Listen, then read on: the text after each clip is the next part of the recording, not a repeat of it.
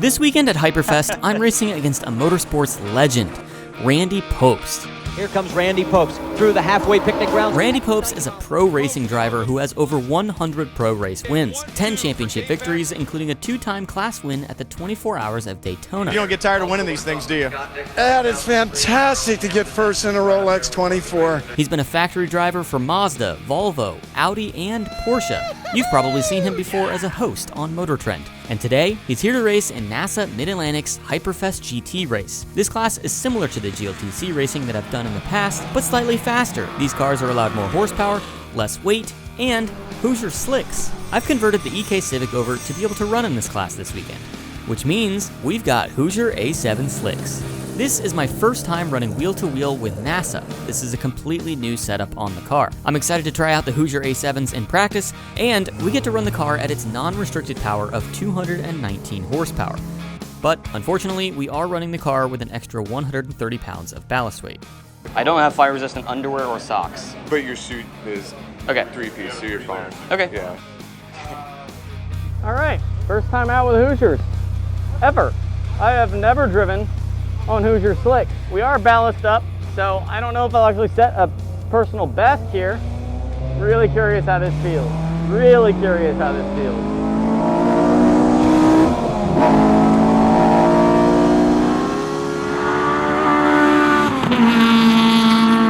Not even a full lap into it, and the car is already making strange noises. So I brought it right back in to box.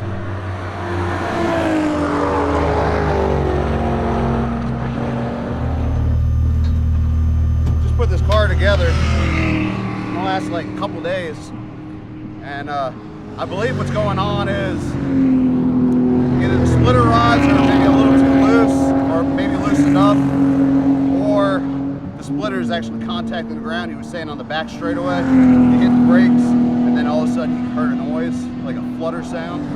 So that's why he came in real quick to check underneath, make sure his splitter was okay. The Hoosier tires are smaller in diameter, so the car is physically lower to the ground. A quick adjustment to the splitter, and we're back out there again.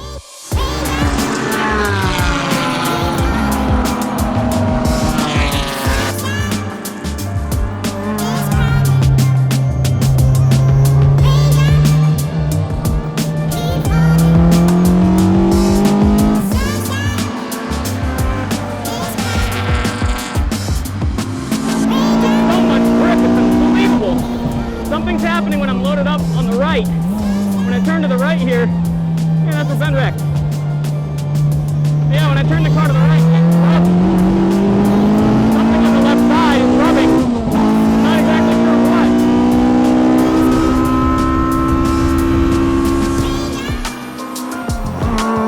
Well, Hoosiers are crazy. I'm like, even on the outlap when the tires are cold, it's more grip than I had before. It's nuts. Absolutely nuts how much grip there is. I'm nowhere near the limit of it, but on right-handed turns, when the car is loading up to the left, something is contacting somewhere. Mark and I thought that maybe the tire was contacting the chassis, since we could see some rubbing marks.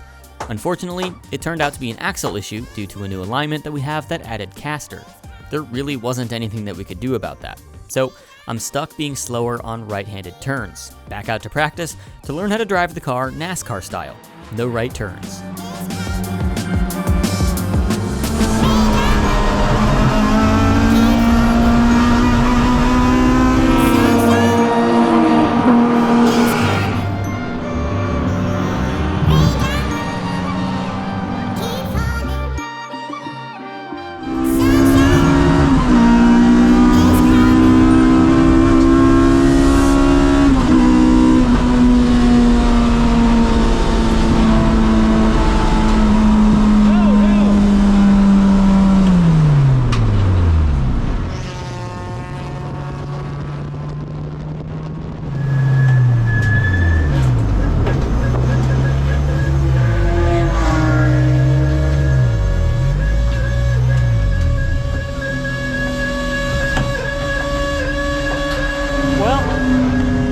The car got hot just like it did in Lime Rock.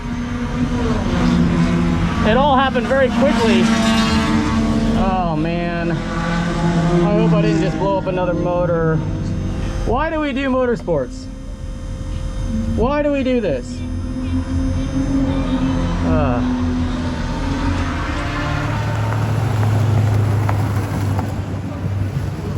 Well, 269 degrees temp When did you notice it?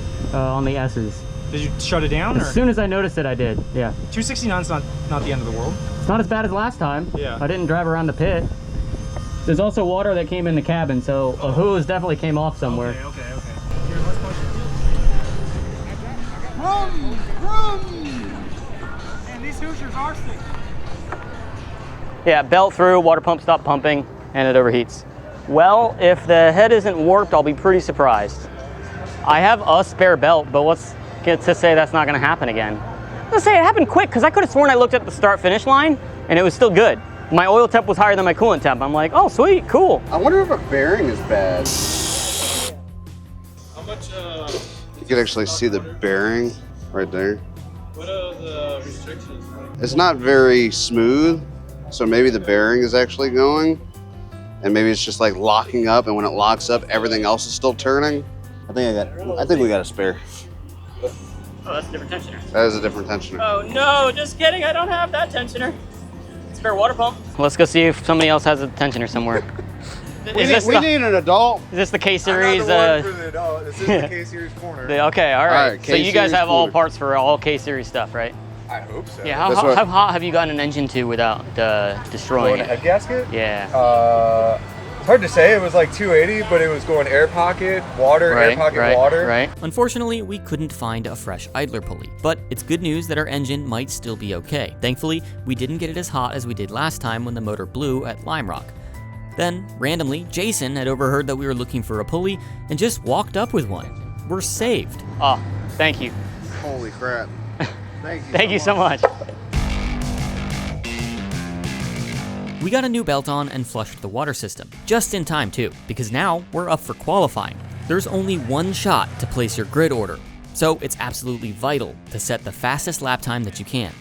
There's 35 cars in the field, but I only care about out-qualifying one of them, Randy Pobst.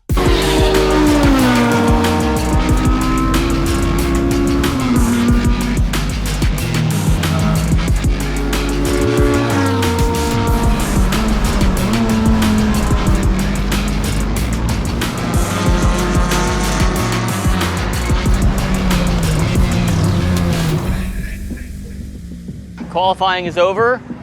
We qualified P12. I understand we're right next to each other on the grid. Yeah. That's pretty cool. I tried really hard in qualifying, and I feel like you probably just kind of one-handed it around. I did. I kind of laid back because I want to just drive right by everybody because Yeah. now I can use 7,000 RPM.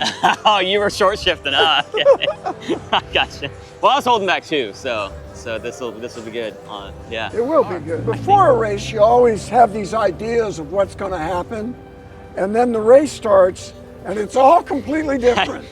Right? This is a man with experience. Oh yeah. It's just- Racing's so intense; it just really feels good. Turns the brain on 100%. Yeah. At least for me, not many things do that. Yeah. School is hard, you know. Work is hard. Yeah. Racing is easy because it turns the brain on. And yeah, flow state. yeah, it'll be I love fun, it. man. Yeah. Maybe we can hook up and like work Yeah, our we'll bump way draft up. each other. Yeah? You want a NASCAR? We'll see. Shake and bake? See. Yeah. I might not. I probably won't touch you. Randy is such a nice guy. What a privilege it is to get to race alongside him. And because of a few DNFs in the grid, we got moved up to start P9 and P10 tomorrow for the race. I'm getting a good night's sleep tonight because tomorrow is race day.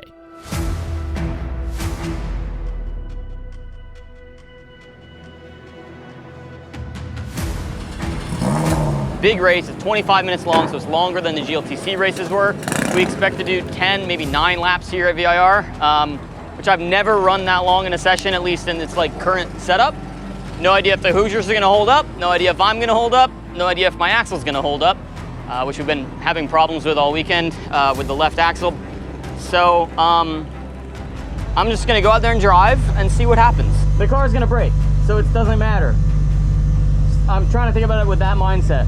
Okay. Don't get my hopes up, you know? Yeah, I mean, the car is gonna break. Right.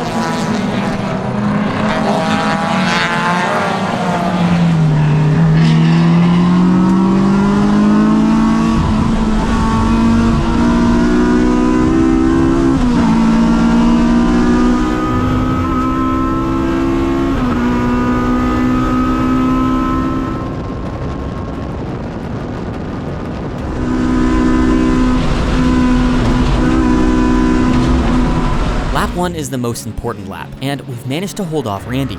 He's stuck behind this red BMW now. This is my chance to get away and build a gap. All I have to do is stay clean and stay consistent.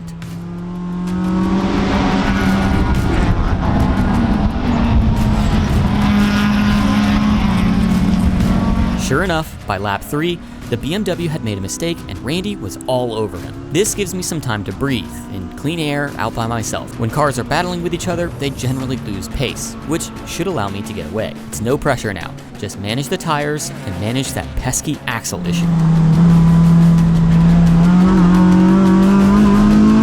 I'm getting faster and faster. I just did a 209.5, faster than I've gone in qualifying. I've got a comfortable gap to Randy now, and I don't need to push. But I think I'm gaining on the car ahead of me. I might be able to make up one more position before the end of this race.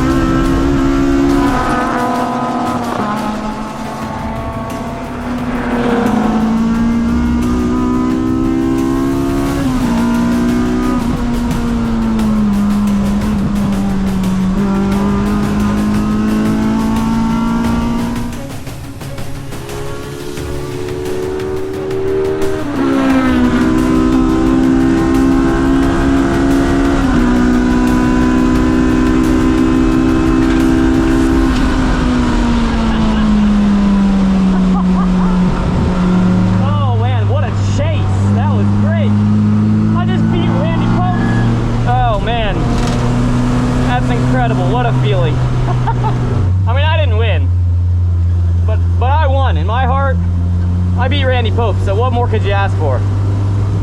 And I didn't wreck. That's another bonus.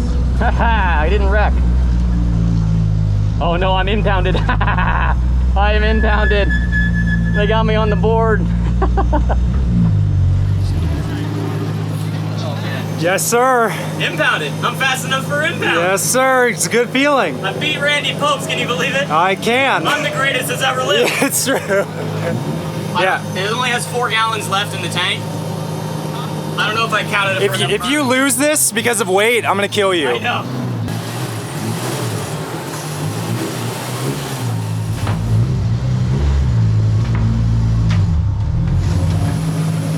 Oh my gosh, Ben. Whoa, that's close.